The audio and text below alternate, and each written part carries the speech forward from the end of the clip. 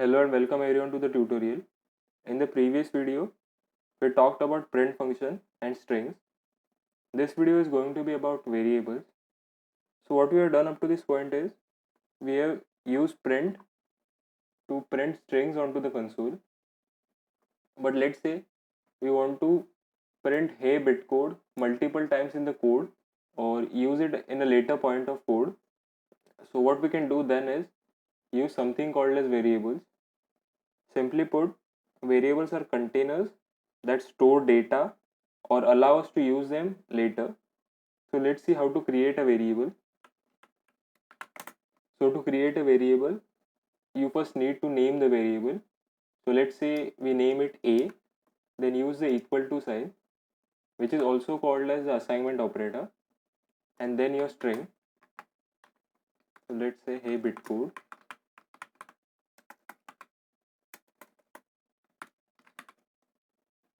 So what we have done is we have stored hey bitcode into A. Now one another thing to note is that you cannot do this in the opposite way, meaning that you cannot do hey bitcode equals to A. This will not work.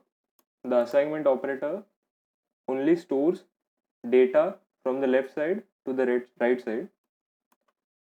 So it always has to be like A equals to and your string. So let's try printing A.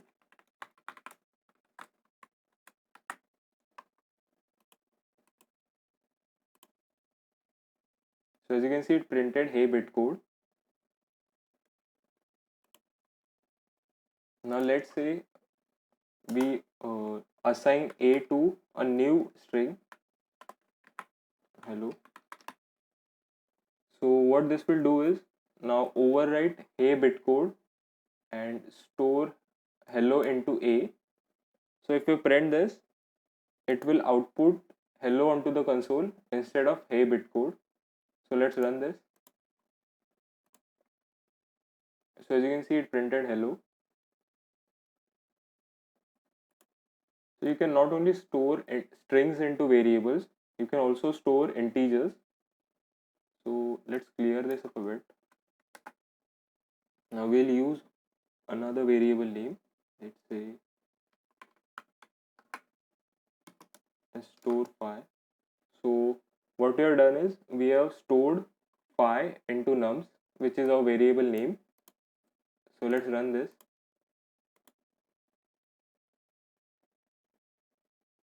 Oh.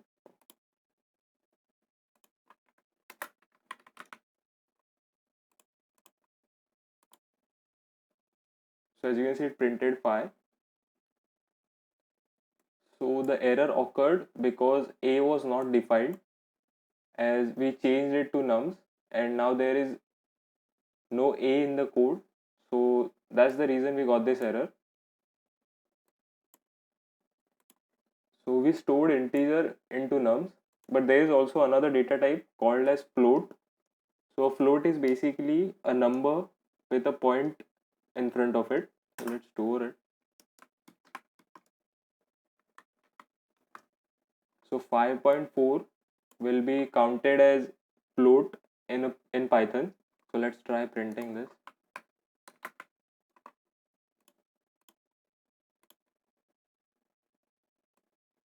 So as you can see, it printed phi and 5.4. So phi is the integer over here, and 5.4 is a float data type. So let's say you want to know what data type is your variable. So then you can use something called as type, which is also an inbuilt function. You print type, open parenthesis, and input your variable in there. So let's try running this. So as you can see, it said it was of class int, which basically means that it is of type int. And we'll also try it with a variable.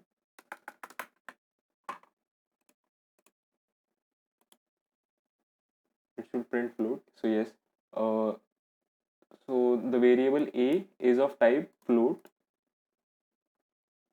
So let's try doing this with string as well. So I will overwrite a with a string now.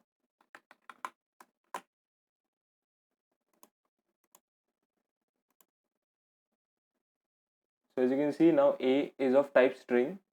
So these are three data types that are available in Python, which is string, integers, which are basically numbers, and float, which is a number with a decimal point. So another thing you can do with variables is you can convert a variable from one data type to another. So let's see an example of that first. So let's say we have a variable a with 3 as a string.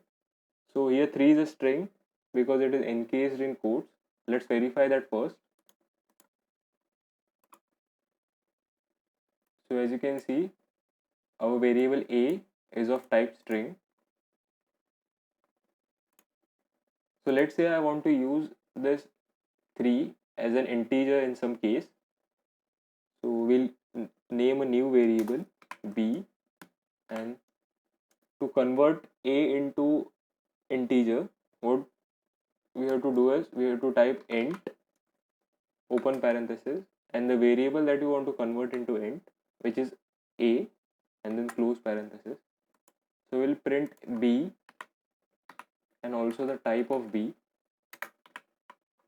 So let's try running this. So as you can see, it printed b and the type, which is int now.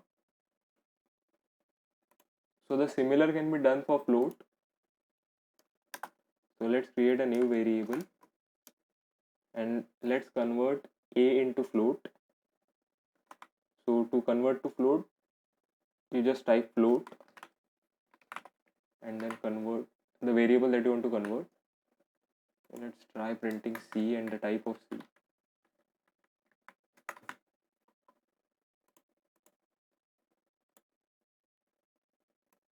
So as you can see, it printed 3.0 because it is a float. So you can convert b to float as well. Just instead of a, we will put b, and let's run this. So as you can see, it printed 3.0 and the type of c is float. Another variable rule that you have to keep in mind is variables are case sensitive, meaning c is not equal to capital C. So we'll see an example of it first. Let's say c equals to,